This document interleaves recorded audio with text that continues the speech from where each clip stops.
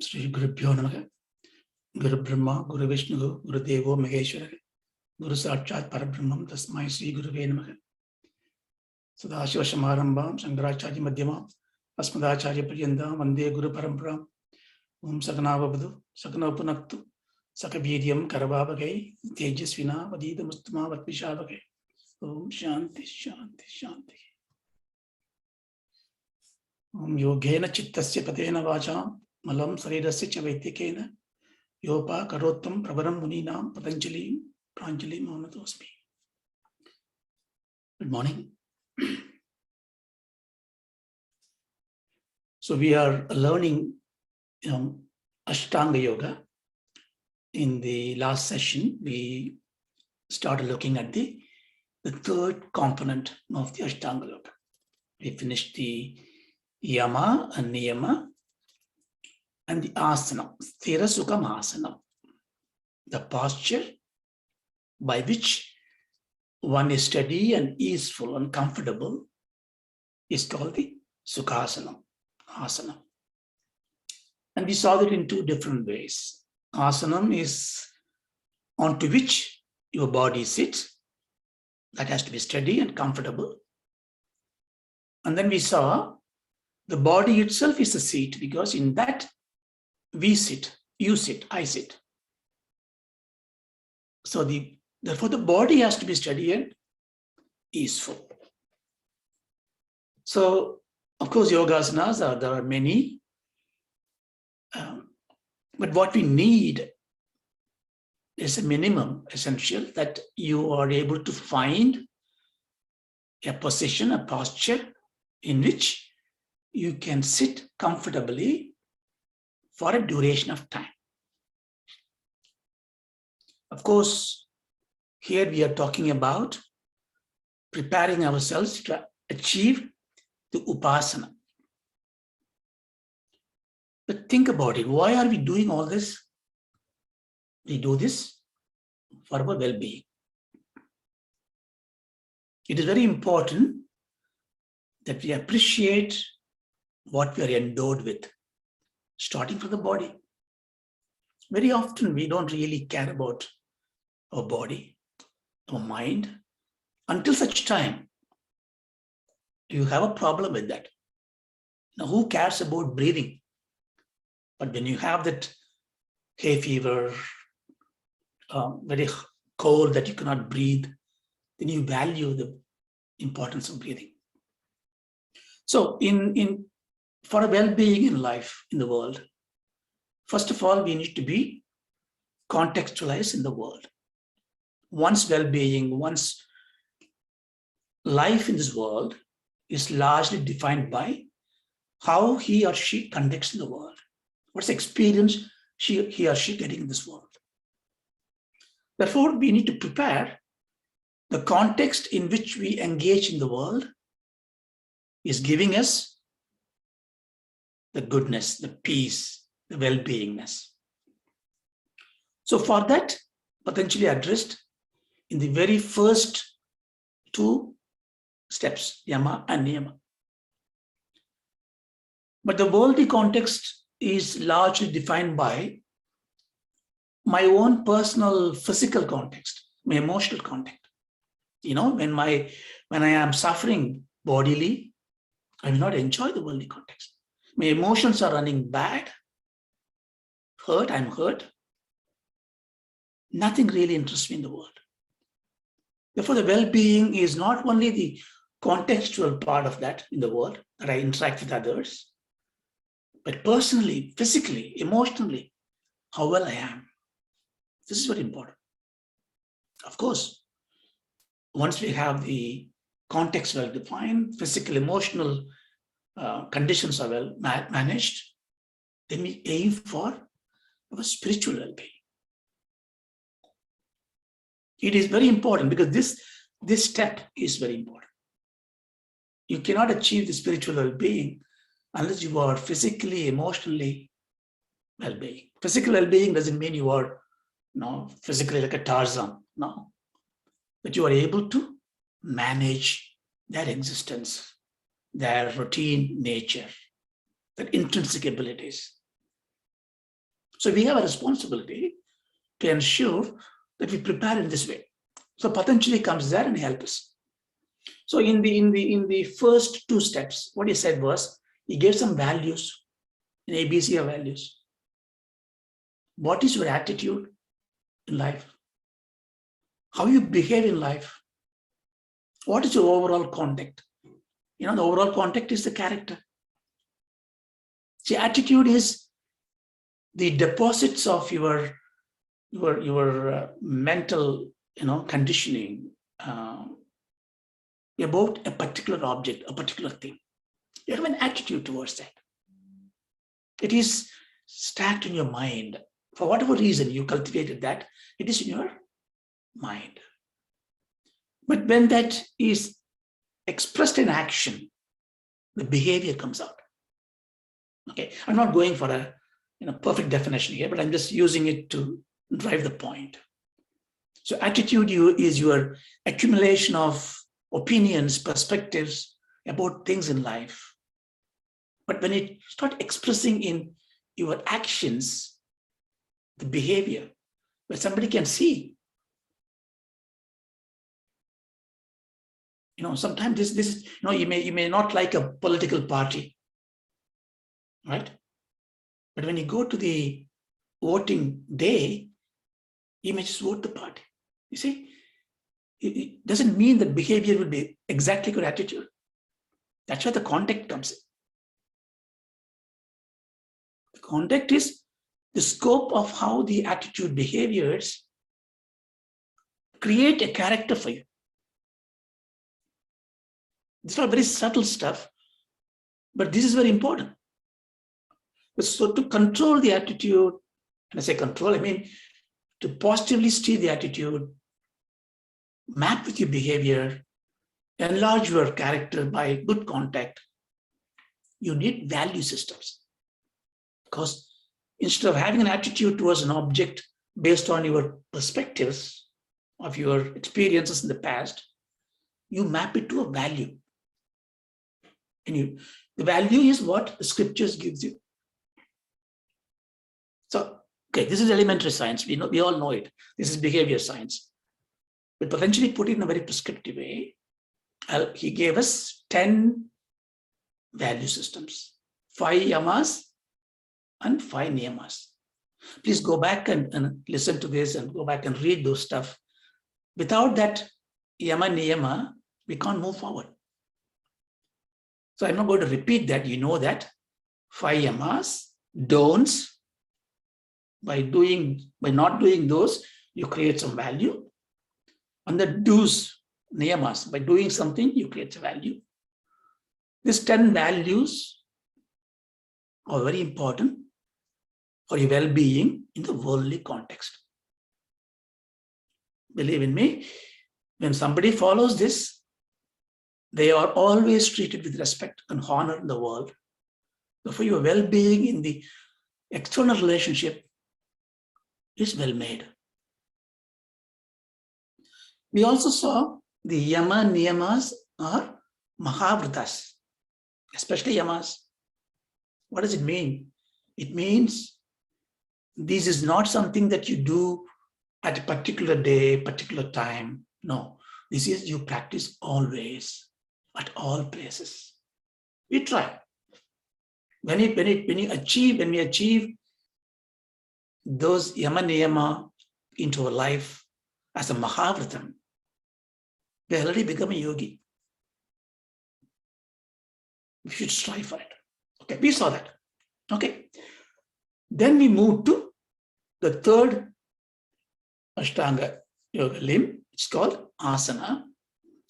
Asana means we saw Sthiram Sukham Asana. It comes to the physical part of it. Now, yoga may be a different school from Vedanta, but here we're looking at all the Vedantic perspective as well. We try to reach the true nature of ourselves. That is moksha.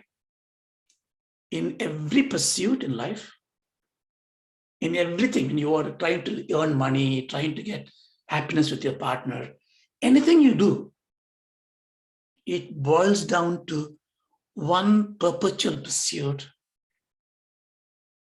to know yourself. This doesn't appear like that, but that is what it is. It is to be one with the self. That's why we are going. The entry point for us, therefore, is the body, the physical body. The physical body is also, although inert, with the power of this subtle body, it becomes an animated being. The animation comes firstly on not from your intellectual part. When you sit there, your intellect may be dormant, nobody sees you. The moment you smile, the moment you show love, the moment you get angry, the emotions comes out, you get animated. So the physical well-being, which is that my body is fit, healthy, no disease. The emotional well-being, that I am able to be balanced, not unduly angry, that's well-being. So for that, so I'll call it embodiment refinement. Embodiment is your physical body, your subtle bodies. Remember, we read in Tattva Bodha. So body is not as, it is our embodiment, it's a dress. But we have a responsibility. It is given to us. We need to return it back in as pristine as possible. So the refinement of your physical body and subtle body, respectively, the physical well-being and the emotional well-being, is given by 3 steps. Asana, Pranayama, Pratyahara. Currently, we are seeing the asana. We will see what is pranayama, what is pratyahara. Asana is about the physical posture. Very straightforward. Why am I worried about the physical posture? What is that? Vedanta says, when I read the Vairagya Sadhakam, all the great saints, body is, temporal, full of blood and, phlegm and ugly. It will not stay. You read all kind of poetries and say the body is nothing. But the same scholars say the body is the upakaranam, bhoga ayatanam. The body is the most important part. The longer you sustain your body, much better the opportunity to get salvation, redemption. We look for miracles, we look for miracles everywhere. The biggest miracle is the body, human body. Any body, of human body in particular. It's not one engine, In physics, in classical physics, there are engines, right? Engines are motors which generates energy, transfer energy. There is physical engines are like, thermal engines and pneumatic engines, hydraulic engines, electric engines. Body is everything. It's all kinds of engines are there. There is a new branch in the last 10 years. It's growing very fast. It's called mechatronics. It's mechanical engineering applied to bionics, called biomechanics, bionics. And, doctors started reading the knowledge of the machines these days, and the engineers studying the logic of the body these days. That's how the confluence happens. Artificial limbs, artificial hearts, artificial intelligence to move the motor part of this body. And they are realizing that this human machine is thousands of years advanced from where we are right now. It is the body which is flexible and rigid. I was reading some time back, they fit up the artificial hand, elbow, that part to move it as flexibly and rigidly at the same time. So impossible. The brain is the control center.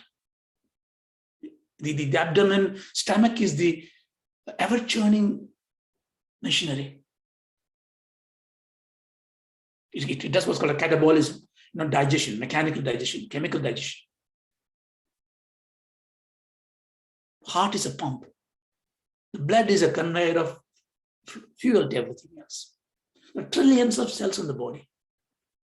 And each cell, it's very amazing to know, each cell has its own memory. We used to think, memory is undefined. It is some part of the brain. Not sure. Memory is everywhere. When you learn keyboard, the teacher tells you, mechanically practice this. Your finger memory will come. There is a finger memory. There's a cell memory.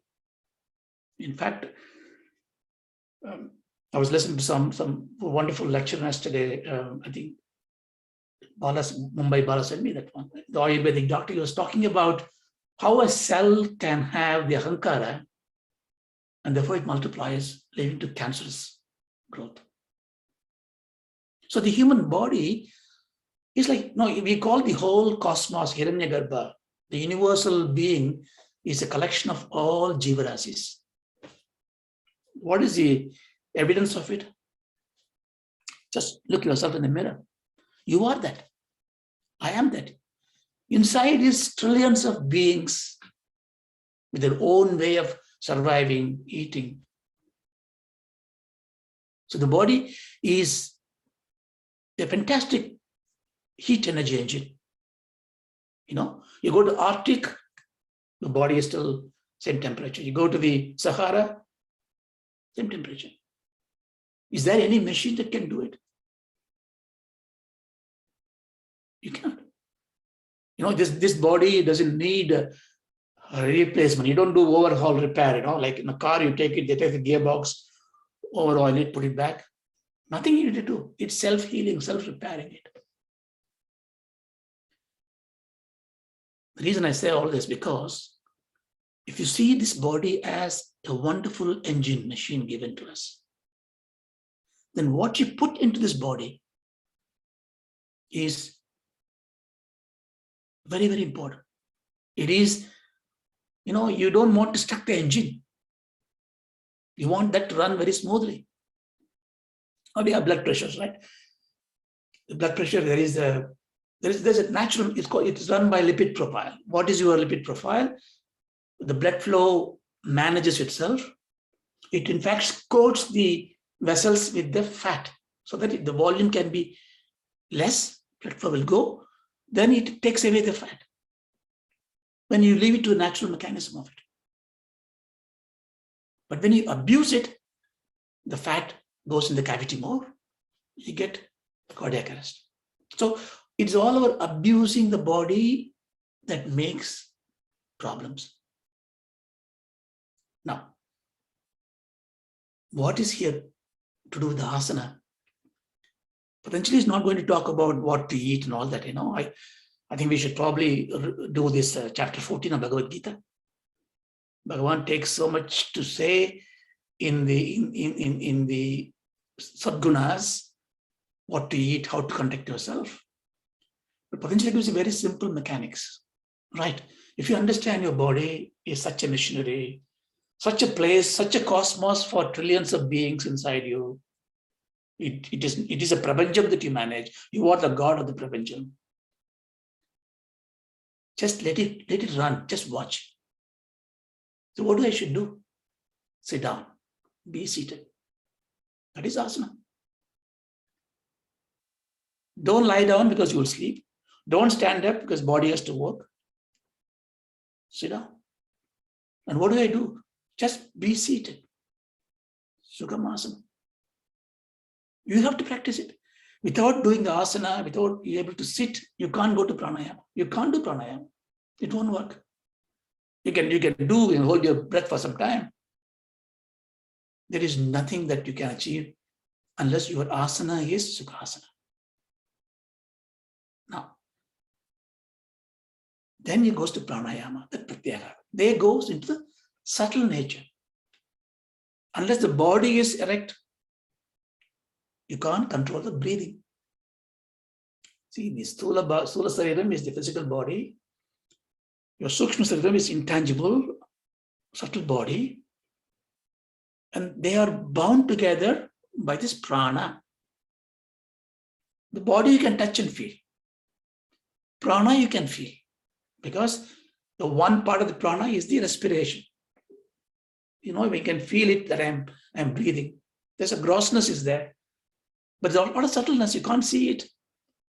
So it is pranayama is the gate between the physical nature of the embodiment to the subtleness of the embodiment.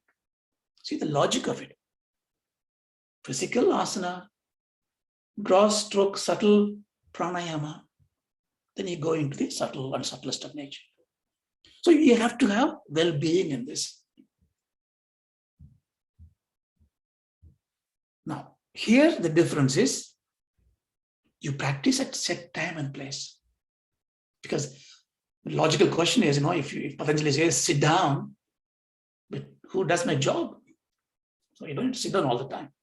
This is if you sit for 5 minutes, 10 minutes, maybe even you are really experienced 30 minutes a day, same place, same time, and do this abhyasam,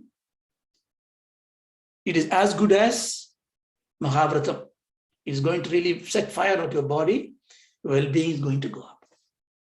So the asana, pranayama, pratyahara, or the Ashtanga yoga's limbs, that we should practice it at set time, at a set place, to achieve our physical and emotional well-being. Then, of course, comes the spiritual part. Then it goes to the mind. Then it goes to the steadfast intellect. The intellect has to be very strong. The mind has to be pure. As a result, you get the bliss. And there comes from the dharana, dhyana, samadhi. Again, you practice it as set time. So this is the roadmap of Ashtanga yoga. So if you missed the previous class, you now understand. We are looking at it's not esoteric. It is not something, religious. Religiosity is not here. It is about living very happily and then moving towards a spiritual progress. Okay. So let's now focus on the asana. Now you know, Patanjali has got only 3 sutras for asanas and maybe 3 or 4 for pranayama. And then he does a couple of more fathers and he finishes it. He's not dwelling deeper into this. But for us to appreciate, that's why I'm beating on the bush. Here, what we just now learned, the asanas are physical in nature. So if some teacher tells you sit down like this, you can see it and you can compare it, you can improve it. The performance metrics that you can develop on this is very tangible, physical.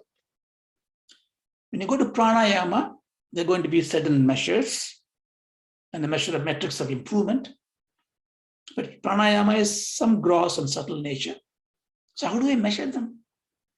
The gross part, maybe you can measure them. For example, you have a long breathing. You can measure it. But there are certain subtle nature, you can't measure it. You can't enjoy it, you can't feel it. And when you go deeper, pratyahara, dharana, dhyana, there's no way you can see it, no way you can measure it. So therefore, how do we actually know we are on the right track? How do we actually improve ourselves? More importantly, how do we achieve the best of it? For that, you need 3 things. Shraddha. Why do you need Shraddha? Because from the physical part, when you go to the subtle part, evidence is not existing to show. It's the inner experience that comes to. So when you see a yoga teacher, Hatha yoga teacher standing upside down for half an hour and his face looks glowing and skin looks softer, and you say, because I'm standing this, I'm getting the skin. Shraddha can be very easily because you see evidence of it. But when you go to the pranayama teacher or go to the yoga guru who teaches dhyana, upasanas, I mean, he says, you do this, you'll achieve this, you have questions in your mind. And that questioning will put you in a very different attitude, behavior, contact, And when you are not really involved in getting what you need to get, your physical effort will only give you a partial result. So therefore you need Shraddha. So therefore you have to, the very reason you come to this class means you have a Shraddha, but you need to make it stronger. So Shraddha is needed when you need to do Asana, Pranayama, Pratyahara, and etc. Then there comes the Bhavana. Bhavana is, we'll talk about it in a minute, is an approach in which you conduct yourself based on certain superimposition, certain imagination. Imagination is power. We don't understand. We think imagination is rubbish. We always treat imagination lower than fact. How sad it is. And Albert Einstein, the great Rishi, said, imagination is better than knowledge. So knowledge is limited. Knowledge, perspectives is correlated to the reality that you see, you perceive. Even all your beliefs aims at according to the reality, according with the reality. Your desires may aim to change the reality. They may aim to change the reality. But imagination creates reality. Imagination is in which you experience new reality. Imagination is that which doesn't need sensory perspectives. You don't need any sense to give you a trigger to imagine. It is the supreme of thought. In fact, imagination is not a thought. Imagination is the power of mind that creates imaginary thoughts. Imagination is a state of being, a supreme being. In God's imagination is in nature. Nature's imagination is its world. So to imagine is to power. To imagine is to do penance. To imagine is to acquire the well-being. Again, you need a reference set. Imagination has to go with certain value vectors. But here in the Yoga Shastram, well, I'm actually digressing a little bit. Patanjali is not going to push on this, but Patanjali imagines this will happen. But if you take this, the Tantric school, the Shaktas, and Sri Vidya, Upasanas, and all that, when you start taking into that picture, Shraddha and Bhavana are two important things. And without this imagination, you cannot experience certain advanced pranayama, you cannot experience dharana, dhyana. You need imagination. Become a child. So when the Guru says, look, imagine this is in your forehead, a star or whatever he's going to say. You say, look, I'm a medic and I do autopsies and I don't see nothing there. You may say that, but you miss the point. Like the sun doesn't rise as he talked in Tattva Bodha, but the sun rise in the east is an important bhavana. I can use the word bhavana now, not a fact. Because we imagine sun is rising, but it's not rising. It's always there. But that imagination gives us the time scalars. We know time is coming, days dawn. Nothing wrong with this. In fact, if you stretch this, you will come to the point when you come to the Advaitic, elixir, we'll say everything is imagination, mithyatva. It's not unreality, There are a lot of teachers, they just say, Vidya means illusion, and then it frightens you. How can I deal with illusion? It is real. I can touch it, feel it. It is an imagination, imaginary reality. Like you are imaginary reality.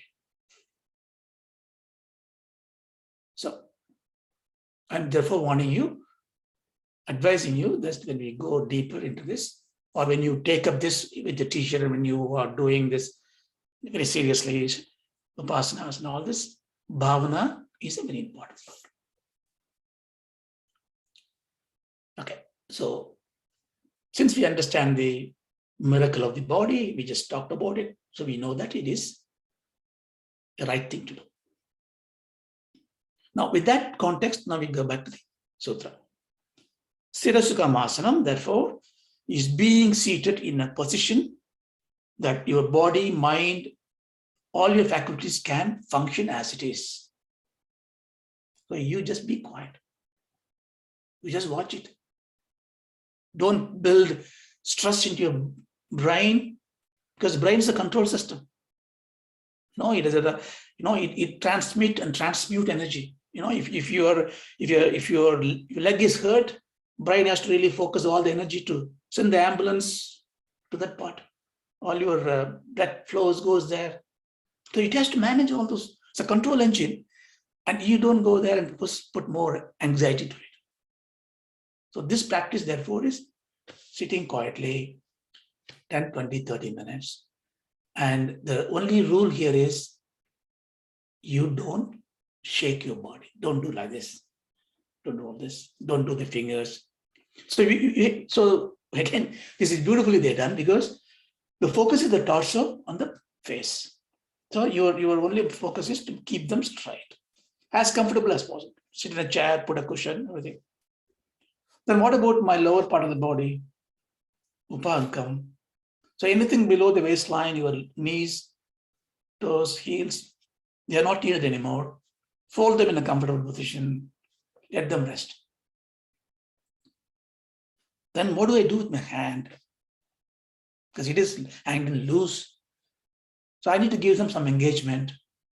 So there are going to see some bhavanas called mudras. You can keep them in a mudra so that they stay put.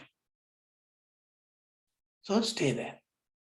Stay there 5 minutes, 10 minutes, 15 minutes. Achieve this 15 minutes. If you're not doing it, do it on tomorrow.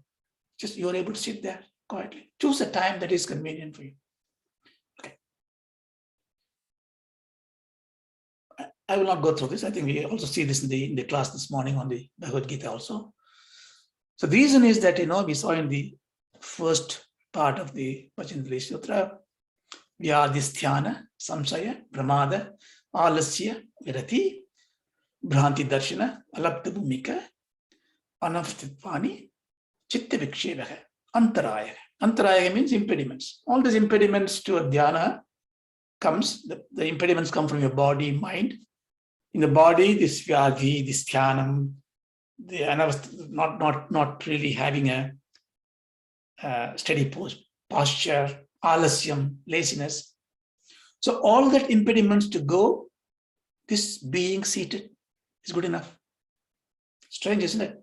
If you just sit there, if you practice it, that's why in the military training they do attention. Okay, there they have to stand up because there is an order to take. It is just to freeze all the limbs. So that is to be giving you rest to your body.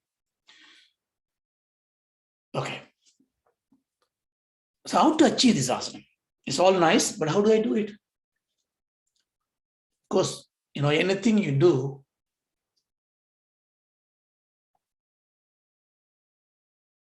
we need three things. We need prayatnam. Yatnam means effort. Prayatnam means good effort. Good means right effort, appropriate effort. Then you need Devam. You need God's grace. The third one is Kalam. So anything you do, you need three things. That's why in those days, they say, you're doing that is Emagandam, Ragagalam. They made it such a ritualistic part. That's not the meaning I said. What Vedanta tells you is that to do an action, you take prayatna. Therefore, you get the right knowledge, right guidance. Kalam, you do it at the right time. I learned agriculture now. I know how to seed things, how to sow things, and how to cultivate the plants. But then I do that in a rainy season. What will happen?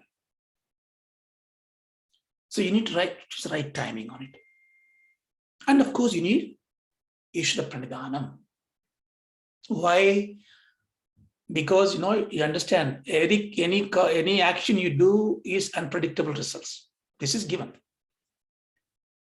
Why unpredictability? Because there is no connection between the outcome of your action and the action itself. There is a correlation there. There's not a tight connection. You buy a lottery ticket, you don't win it. You don't buy anything, somebody gives you a free offer. So they're disconnected. So therefore, this connectivity, when you want to make it logically, it comes from three things. Of course, your effort. Effort has to give some fruit. So there is a portion of it for effort. The portion of it, of your papa punya that you have, prarabdha. And the third one is, of course, the divinity giving you that. So here our effort is towards asana. So Patanjali says, prayatana saithilyananta samapatibhyam. Very, very simple sutra. Prayatana saithilya. Shaitilya means abandoning, stopping, curtailing. So you cut down the prayatana. It looks like a conflicting, right? I said prayatana is important. But here this is where I think you need to have understanding of sutras by the scholars, what they're given to us. Here the prayatnam is not prayatnam for asanam.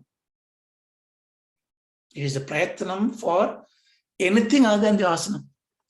When you are trying to sit, in your mind, in your senses, in your thoughts would come so many other things, triggers to do something else.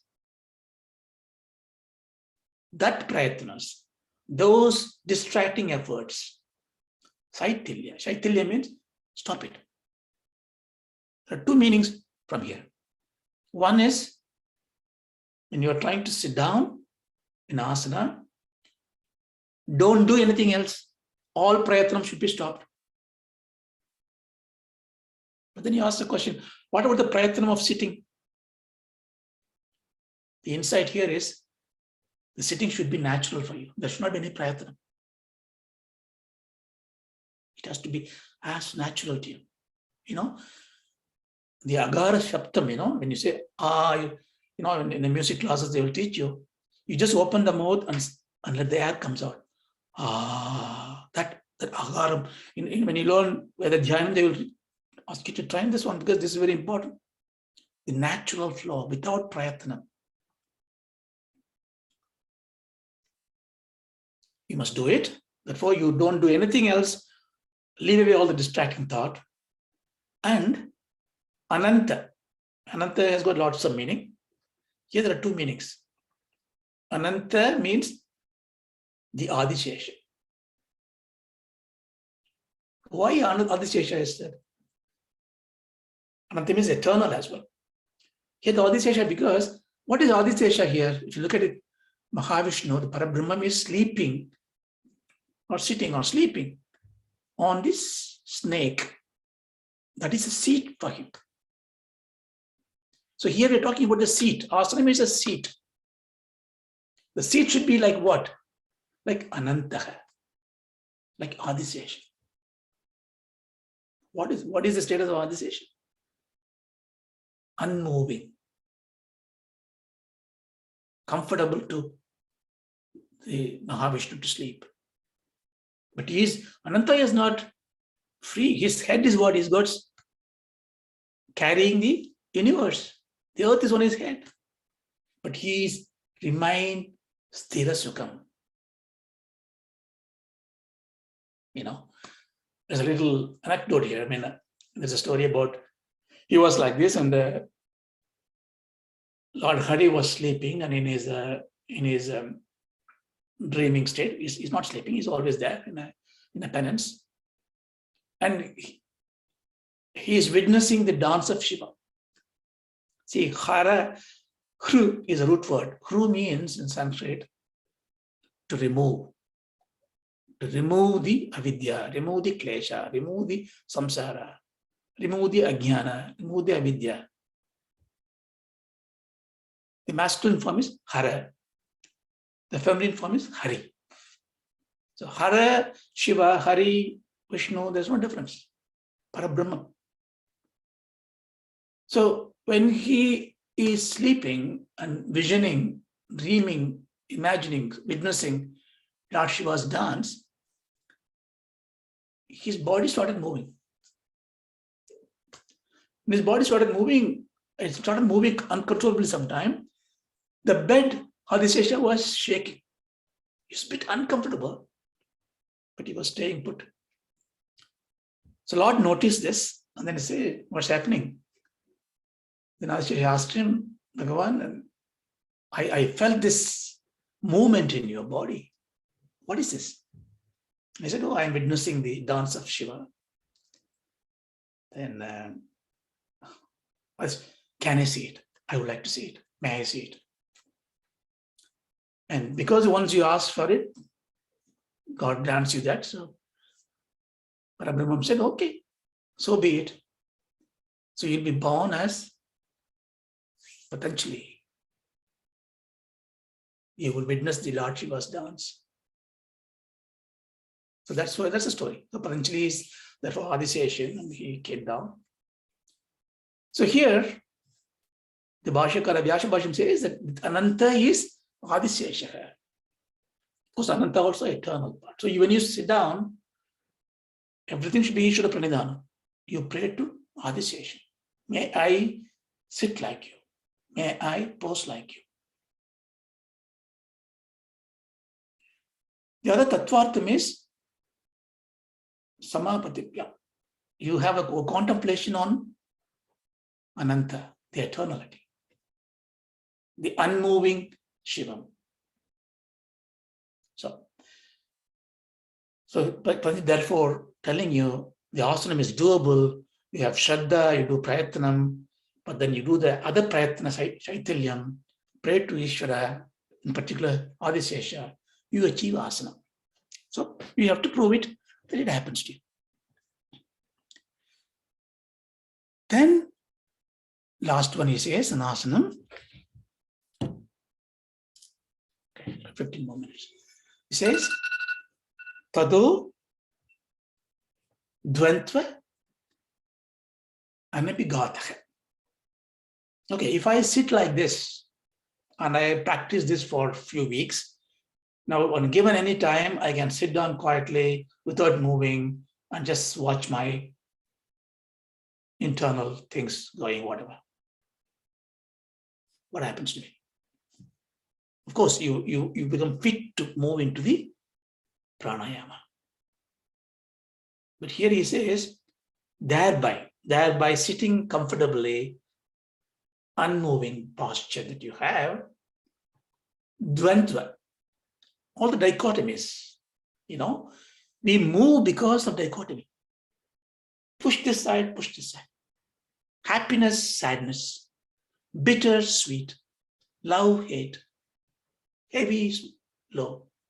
All this polarity is what makes it swing. So this is called dvandva, a pair of extremes. Abhigataka means impeded. Anabhigataka means unimpeded, untouched by those things, not suffering. Well, when I sit down, I have my ankles pain. Well, you're practicing it. Massage it, put oils, put some comfort.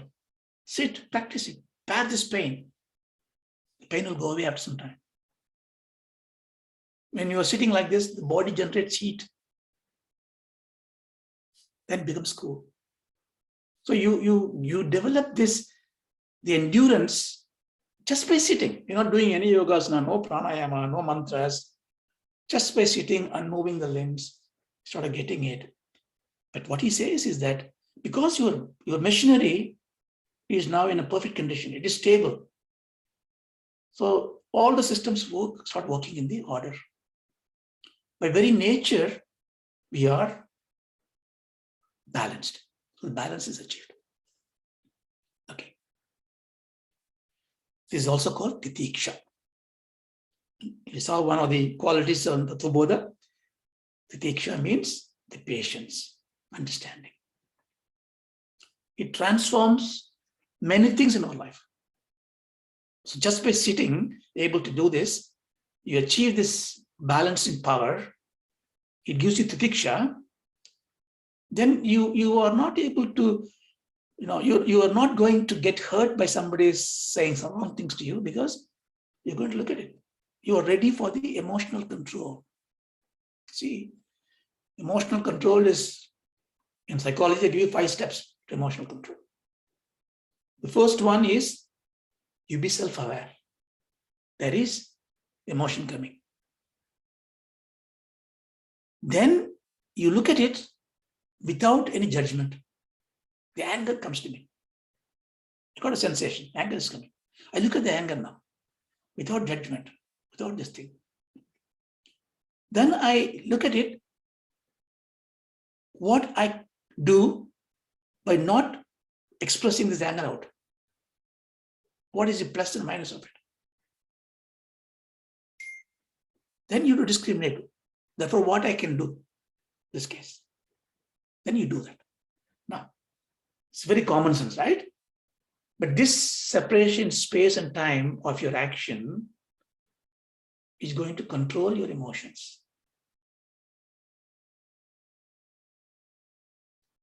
We sometimes take pride, that's I am, take me, that's I am. You take me or leave it. It's very fashionable to say, very chic to say, but you lose out relationship. That is not you are. That you see, again, the physical body, how the physical body helps in this. The physical pathways, the neural system, neural network is a messenger. When this control system works on different machines, pneumatic, electric, thermal, chemical engines, biomechanical engines, pump, all this working, the control center brain needs to have what messages. It goes through the nerves.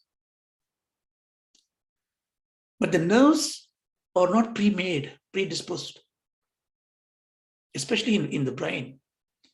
The neural paths, there are lots of paths laid. The message goes in a particular path, tells you, like, for example, if somebody is coming in a shortcut, instead of having a difficult route, that means we know that the person is coming with some secrets. He doesn't want to get exposed. The path in which you travel tells you more about your motive of travel. So brain, therefore, has a lot of neural pathways. If the signal comes in the path, it already prepares something about it. Then it takes a message, decodes it, and blah, blah, blah. But this neural path is dynamically set.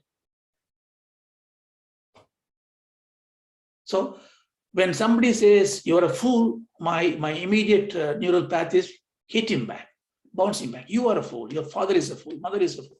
It comes out naturally. They are set path. Somehow it happens, samskara. Now, when I do the emotional control, when I go through these 5 steps, I don't react. The nerves go through, which path I should take? Not that path.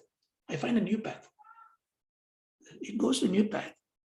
And it happens, abhyasa comes in. You do it again and again and again. The new path is created.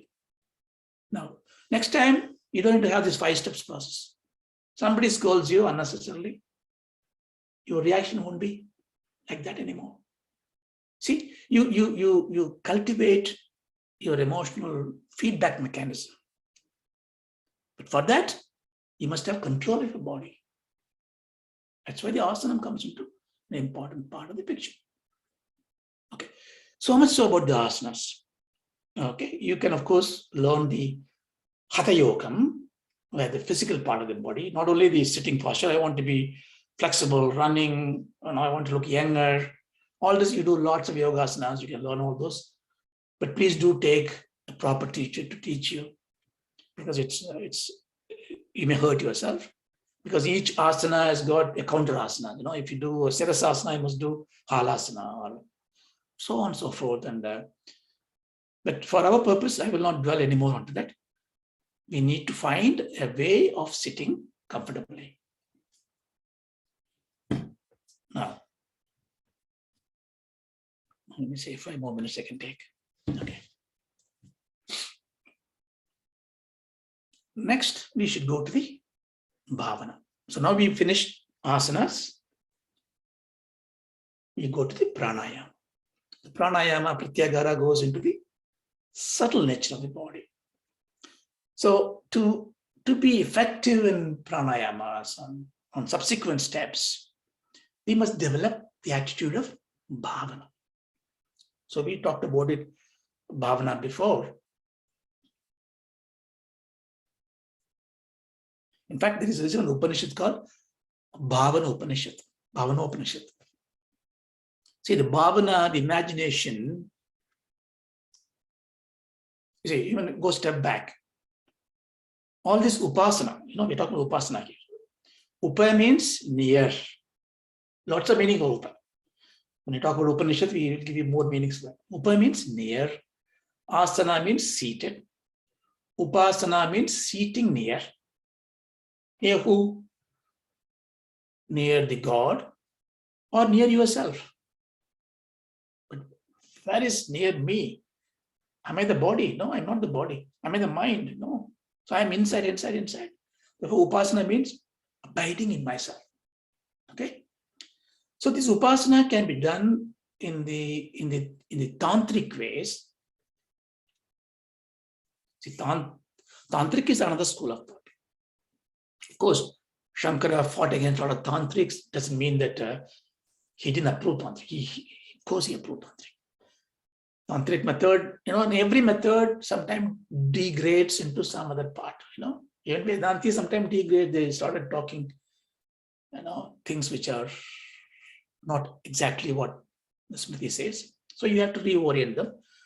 When this deviation goes weird, and there are Paramatma comes in avatars, and they put them back. So Tantra is a very wonderful science, and it takes in a particular path. It basically takes the Vedantic view, but for us it turns around. Jagan Mithya. That Tattvam is takes into no Jagat Satyam. Is he contradicting Vedanta? No. It is preparing you to handle Jagan Mithya at later stage.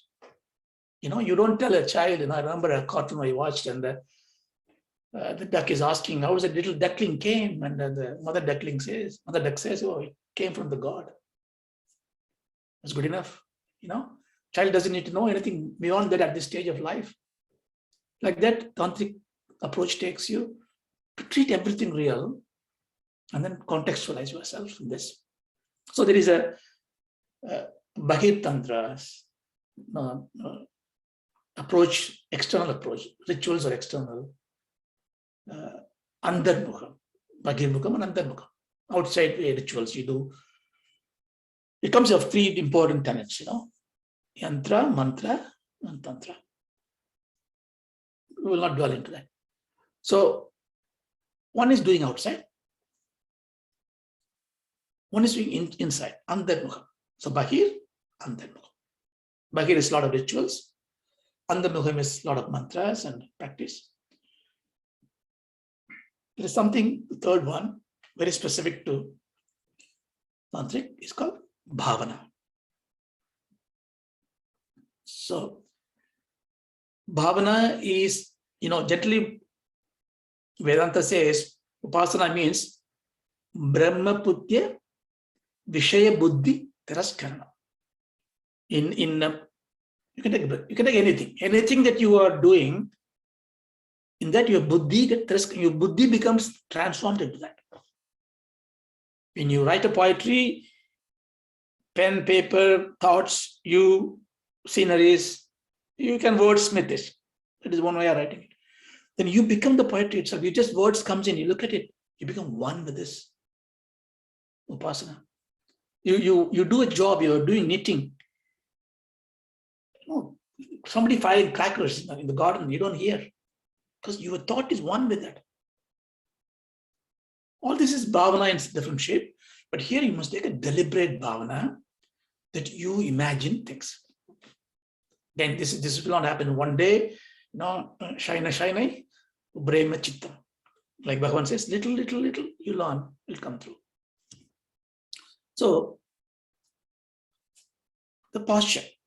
So you know that you are now able to sit. Maybe not this way, maybe in a way that you are sitting on a chair. But the important point is your torso is up, right? Your face is straight forward, not too down, not too up, straight 90 degrees. Discomfort will be there initially because we are not used to it. We always hunch it, or we watch television, we like on a sofa. So we do that. Now we had 4 different ways of this bhavana going to help us to do that. First one is called mudra. So mudra is generally a seal, a lock. We do that post mudra, they do mudra, postage from India, for example, a stamp. It's also a seal. It's also a posture, a show. So there is mudra for anything. You can have a complete yoga posture, can be a mudra. But here we are not worried about that. We are talking about what do we do with our hand when you do sitting together. So we talk about hasta mudra. What are the mudras for it? Again, it's a science by itself. Now you can learn a lot of things. You go to the internet, read a book. There are so many scholars. Some of you may know a lot of things about it. I only say little I know of it. But what is needed for our purpose? So mudras. This is important to go with the asanas. So before you go to the pranayama, we learn few mudras for the asanas so that you engage your hand and fingers in a position. Then this is called bandha. So it is again locks, but they are intrinsic locks. Like if I do like this, I'm locking my shoulders and armpits. It locks. Now you have to lock your throat. I inhale, breathing, and then I close my throat. I can't show it outside. You have to do it. I close my throat. You can close your tummy. You can close your rectum. So this is kind of locks. We will not do all those things. And those who are serious in pranayama, they will learn this locks. And don't, as I say, I'm going to give a lot of caution again and again, especially in pranayama. Don't do it without instruction. Don't need to do all those things. You don't need all those things. But if you do have to do it, you have to take an instructor and only go by that, because it can be dangerous. So locks are there. Again, both mudra and locks, bhavanas are not really bhavana. It's physical in a way, but we have to attach a bhavana to this, attach a value to it. Then it creates the result that we are expected to have. Then there is imagination. This is the very important one. Is okay, all this machinery works on it. How do they work? Because this body, the moment I die, nobody calls me Raja. It's just his body. Suddenly I lose my name, my identity. So it's exactly the same body. If I cut open, I have the same thing, same nerve system. What is missing is the flow of the life current, the life energy. Why do you say flow? Because it animates every part of it. Even if you touch my hair a little bit with a finger, I can feel it. How do they know? So you need to really, therefore, imagine there is a channelized flow of the energy called nadis. Again, this is another science, esoteric science. So many books, so many different people have different views. We don't need all this. Patanjali is not talking about all this. But I'm just giving you so that if you are ever going to go into that line of learning, educating yourself, you can see how it actually helps you.